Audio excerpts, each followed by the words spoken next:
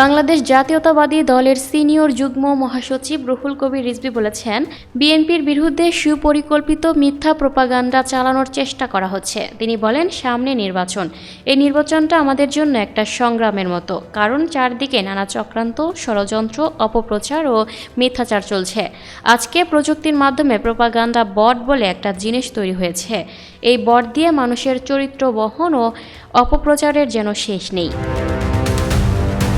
বৃহস্পতিবার দুপুরে বাংলাদেশ শিল্পকলা একাডেমিতে এক অনুষ্ঠানে প্রধান অতিথির বক্তব্যে রিজভী এসব কথা বলেন। জাতীয়তাবাদী সামাজিক সাংস্কৃতিক সংস্থার উদ্যোগে বিএনপির 5টি নির্বাচনী প্রচার সঙ্গীত উদ্বোধন উপলক্ষে এই অনুষ্ঠান হয়।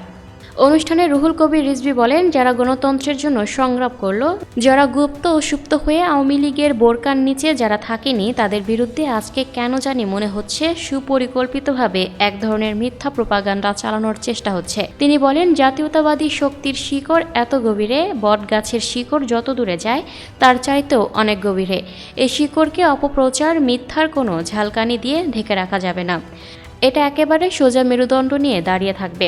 আর এ কারণেই এসব কুৎসা অপপ্রচারের বিরুদ্ধে মূল দায়িত্বটা পালন করতে হবে আমাদের কবি, সাহিত্যিক, শিল্পী, গীতিকার, অভিনয় শিল্পী, সুরকার সবাইকে। সেই ষড়যন্ত্রকে আমরা পরাজিত করে সত্য, ন্যায় এবং ধানের শীষের বিজয় সম্পূর্ণ নিশ্চিত করব।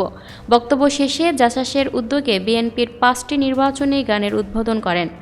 জাসাসের আহ্বায়ক চিত্রনায়ক হেলাল খানের সভাপতিত্বে অনুষ্ঠানে শুভেচ্ছা বক্তব্য দেন জাসাসের নির্বাচনী সাংস্কৃতিক উপকমিটির সদস্য সচিব জাবেদ আহমেদ কিসলু। জাসাসের সদস্য সচিব জাকির হোসেন রোকনের সঞ্চালনায় এই সময় অন্যদের মধ্যে বক্তব্য দেন শিল্পকলা একাডেমির মহাপরিচালক রেজাউদ্দিন স্টালিন, বিএনপির দলীয় সঙ্গীতের গীতিকার মনিরুজ্জামান মনির, বিএনপির সহপ্রচার সম্পাদক আসাদুল করিম শাহিন, জাসাস যুগ্ম আহ্বায়ক ফারহানা চৌধুরী বেবি প্রমুখ। Lucky Akter, people voice television, Dhaka.